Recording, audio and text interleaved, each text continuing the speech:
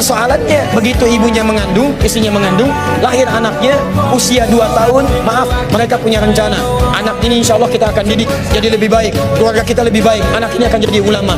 Qadarullah usia 2 tahun ayahnya meninggal, ibunya ingat, saya tetap pertahankan untuk berubah jadi lebih baik, walaupun ayah tidak ada, saya single parent, saya rawat anak ini sebaik-baik. Usia 4 tahun anak ini, maaf ya, terkena penyakit buta permanen. Hijrah tidak akan sepi dengan ujian. Suami meninggal, single parent, anaknya kemudian buta permanen. Apa yang dilakukan oleh ibunya? Ibunya tetap berpedoman, Allah pasti akan berikan yang terbaik. Anak ini kemudian terus didoakan, bangkit di malam hari, perbanyak kemudian tingkatkan ibadah. Ingat ya rumus ini, orang tua yang rajin ibadah maka boleh jadi kebaikannya akan diturunkan pada anaknya. Ibunya yang berdoa, anaknya yang mendapatkan bagiannya. Matanya buta tapi diganti oleh Allah dengan ingatan yang luar biasa. Anak ini kemudian dibawa ke sekolah Al-Quran, dimasukkan talaki ke syekh di sana. Syekh di situ kemudian membacakan pada saat itu surat Qaf. Anak ini anak yang paling kecil teman-teman, mata buta, nggak bisa ngelihat. Teman-temannya berada di atasnya usianya, ada yang 6 tahun, 7 tahun, dia 4 tahun. Begitu selesai membacakan, kata syekhnya, lihat kalimatnya, man hafidha ala zahri qalbi, siapa yang hafal apa yang tadi saya bacakan, hafalan di dalam kepalanya, bukan di luar kepala. Hafal di luar kepala masih belum hafal.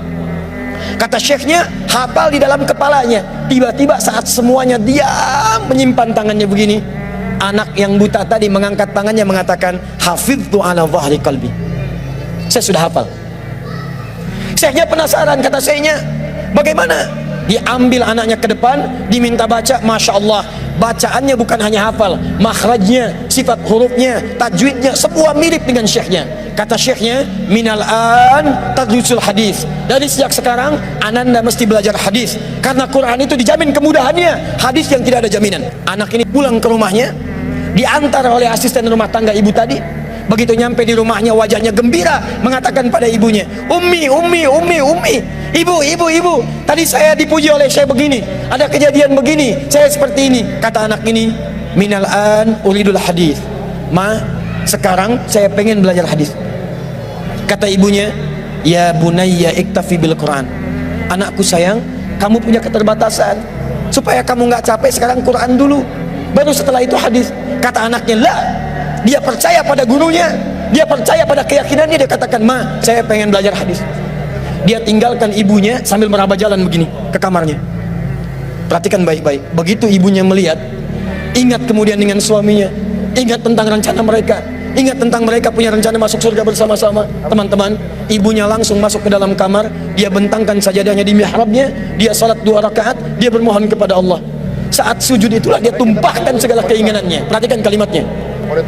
Rahasianya ada di Quran surah ke-17 ayat 110 sampai dengan 111, paling kanan sebelah atas. Ya Allah yal basir, yalladzi ala kulli syai'in qadir, a'id basirat ibni.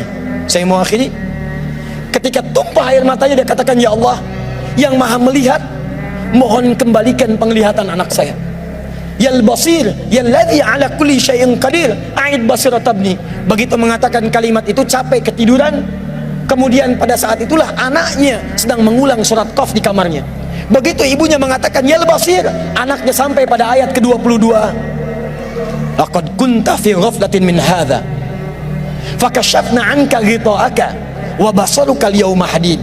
Ibunya menyebut ya basir, anaknya sampai di ayat wa basaruka al-yawma hadid. Dulu pandanganmu tertutup, sekarang kami akan buka, kamu akan melihat setelah ini dengan setajam-tajamnya. Ayat ini sebetulnya kemuliaan akhirat, tapi diturunkan mendapatkan kemuliaan dunia.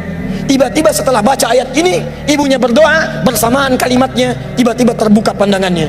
Anak ini bisa melihat kembali. Saking kagetnya dia lompat, dia kejar ibunya. Ummi laqad ra'ait. Ma, saya bisa lihat lagi. Ma, saya bisa lihat lagi. Ibunya kaget kemudian terbangun. Dia peluk anaknya, dia katakan, nah, mungkin kamu melihat bukan dengan hatimu. Kamu melihat bukan dengan matamu. Rubbama ra'aita biqalbik laisa bi'ainik. Mungkin bukan matamu tapi hatimu. Kata anaknya, ma, saya melihat dengan mata saya. Ini mama pakai baju ini, di sekitar kita ada benda-benda ini. Allahu Akbar.